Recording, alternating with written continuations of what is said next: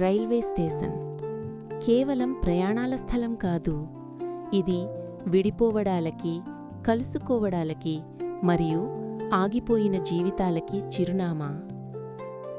రాత్రి నిశ్శబ్దంలో, వెలుగుల మధ్య ప్రతి మనిషి తన కథతో నిలబడి ఉంటాడు.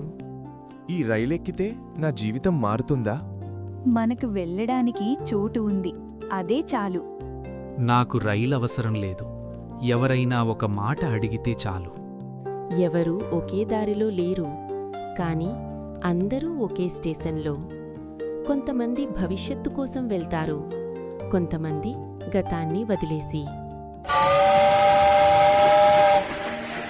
ఇది నా స్టేషన్ కాదా, లేదా ఇదే నా మొదటి అడుగా?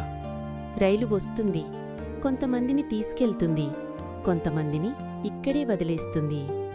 కాని స్టేషన్ మాత్రం అందరి కథలు మౌనంగా వింటూనే ఉంటుంది. జీవితం కూడా అంతే. కొన్ని రైళ్లు మిస్ అవుతాయి, కొన్ని మన కోసమే ఆగుతాయి. ఇలాంటి జీవితం నుంచి పుట్టిన కథల కోసం సబ్స్క్రైబ్ చేయండి హార్ట్.